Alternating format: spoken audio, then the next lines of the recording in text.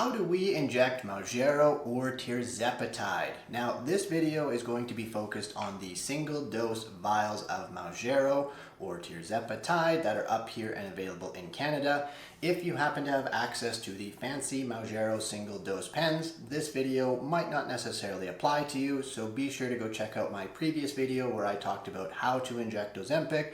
Many of the same principles apply there. You can check out the link down below in the description. So, as I said, Mounjaro has come out here in Canada in a single dose vial. Now, the reason it came out like this was the manufacturer wanted to bring it to market more quickly versus waiting and dealing with all the current shortages that are happening with the actual plastic and pen devices, as well as the preservative that is usually used in these medications. So, single dose sounds, well, is just like it sounds. What it means is that there is a single dose of Mounjaro in each and every vial. There is no preservative in these vials, so once a needle punctures a vial, you have 1 hour to use up all of the solution that is inside of this vial, or you put yourself at a risk of infection. So please don't be saving dosages, don't be taking out a partial dose.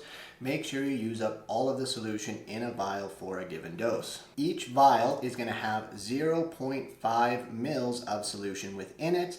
So what that means is that as you go up in the dosages, the volume that is in each vial is going to stay the same, but the dosage or the drug is going to get more concentrated in that vial. So it's going to go up from 2.5 to 5 to 7.5 and so on. Any vials that you are not using at present, make sure you keep them in your fridge. Please make sure they do not freeze or that will damage the product and the medication.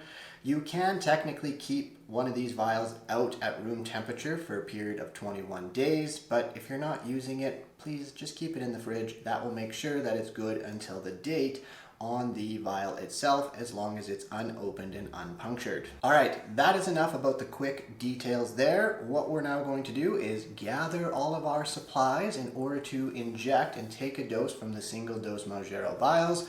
So obviously you need your vial.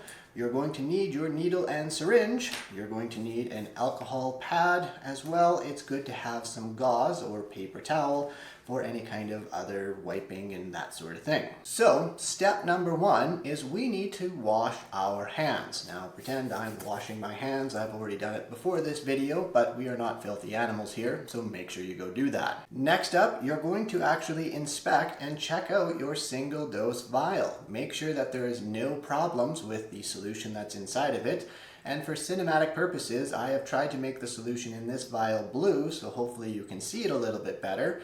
But your vial should have a clear solution. There shouldn't be anything floating in it. It might have a slight yellow tinge to it, but that is about it. If it doesn't look like that, definitely do not inject it and take it back to your pharmacy. Our next step is that you need to remove the plastic cap that is at the top. Now, this is a used vial of Mounjaro, so pretend there's a plastic cap here that I'm popping off. Pop your plastic cap off and that will expose the rubber stopper and keep this little top rubber stopper piece and component and stuff all on top of the vial. Next up, once we've taken off the plastic cap, what we need to do is we need to take our alcohol pad and we need to wipe and get a good chunk of wiping stuff, alcohol, whatever, inside of the stopper there to give it a good wipe and sterilize the area. Allow the alcohol to ultimately dry. That is what is going to kill any kind of bacteria and bugs that are hanging out there. Next up, we are going to get our syringe. Now, your syringe might look slightly different than mine. It might be a separate syringe and needle that you have to put together. Just do your best to make sure things stay clean and sterile, and make sure you kind of play with it and get to used to or how to use your syringe and stuff like that, while you still have the needle protector cap on so you don't stab yourself. Trust me, needle stick injuries are not fun. They really hurt, especially when that said needle goes up underneath your nail. It really sucks. Now, what you're going to want to be using is a 1 mil syringe. So on mine here, it is technically a 1 mil syringe, but it is an insulin syringe, so it does go up in units, which, and for the most part, you can say are exactly the same as the mil. So 50 units is equal to 0.5 mils of solution, and so on and whatnot. As I said, each vial is going to have a dose of 0.5 mils within it. So for our drawing up on this needle, I'm going to bring it up to 50 units here on the syringe in order to get that full dose out of the needle. Now, if you have a syringe and needle that is similar to mine, one of the first things we need to do is to take off the plunger protector. Now the plunger is out, it is all good to go. What we're now going to do is draw a little bit of air into the needle itself before we take the needle cap off. This air is to go into the actual vial. We're going to inject it into the vial. That helps to pressurize the vial in order to make it easier to pull the fluid out into the syringe itself. All right, the air is now in the syringe, so we now can take our needle cap off. Please, for the love of God, be careful in this situation. The needle is now exposed. It is a tiny little needle, if you can see it. Not really sure it's focusing there, but be careful because yes, you can stab yourself with this. Now, what we want to do is we now want to put our needle and our syringe inside of the vial, and a lot of people I've terrifyingly seen try and do this. Bring the two together with both hands being shaky and awkward and trying to hit a tiny little pinhole with the needle. It's always going to end badly in my opinion. So what I actually recommend is taking your vial and putting it on the table in front of you, a nice flat surface, and then taking your needle and putting it through the center of the rubber stopper. Now, obviously that is what I have done off screen here. So my needle and everything like that is down and through the rubber stopper. What we then do is we're gonna push our air into the vial. Cool, capiche, we're good. Now what you can do is you can flip things upside down. So we have our solution, our needle, syringe, everything is there. And what we're gonna do is we're gonna start to draw our fluid out. Now, best practice is to kind of stabilize and hold everything together. That needle on the tip there is generally quite fragile, so just being mindful of that. But make sure the needle is in the solution. You can kind of see inside of it, and you want to start drawing that syringe or that plunger back in order to get the fluid in your syringe.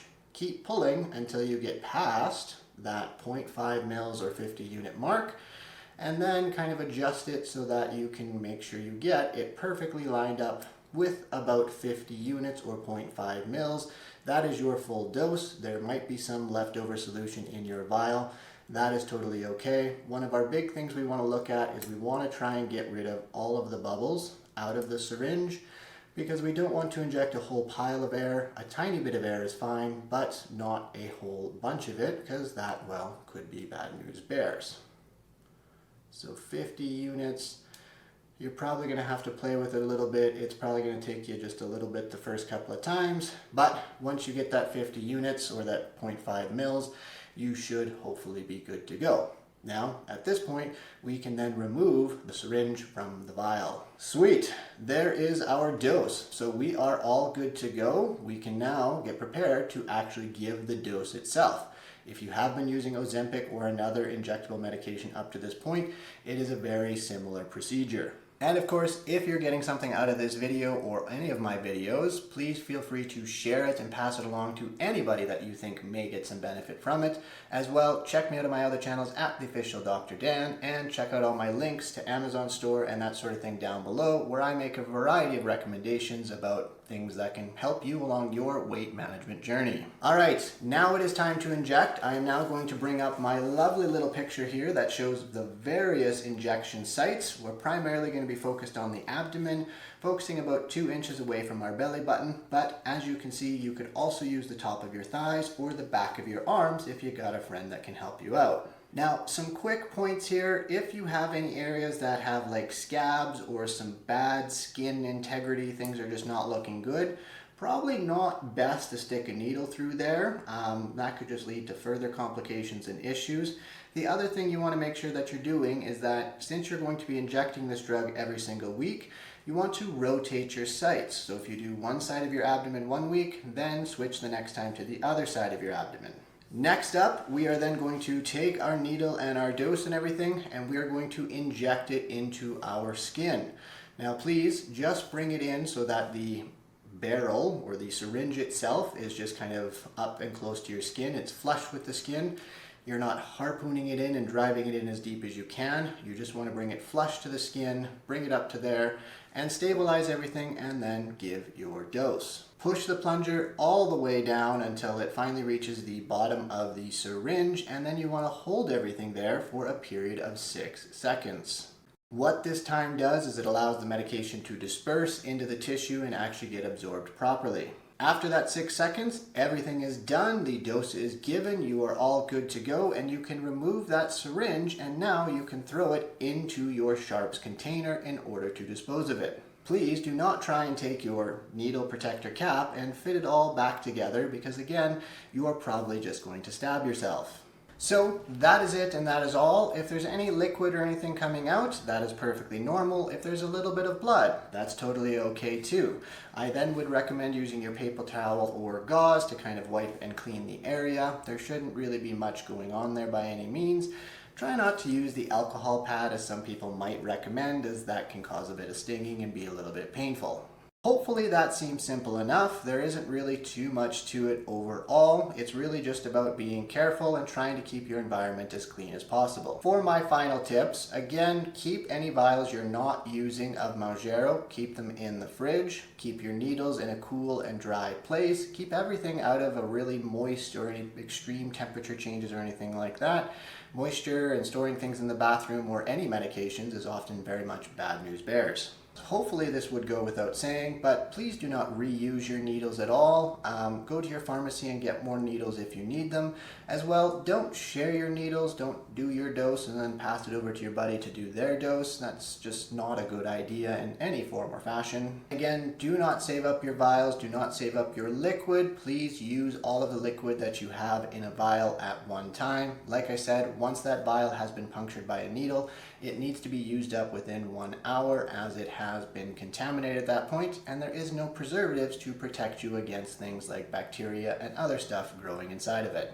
And then after that, you're just going to repeat the same process next week when you do your next dose. So hopefully that has been helpful for you beautiful people and has given you a good understanding of how to inject Mounjaro from the single dose vials that it comes in, at least here in Canada and perhaps other parts of the world. As always, if you got some value out of this video, please share and like it, pass it along to friends, family, and anybody that you think is going to get some kind of benefit. As well, don't forget to check me out on my other channels at The Official Dr. Dan, and of course, hit that subscribe button down below so you don't miss when another episode of mine comes out.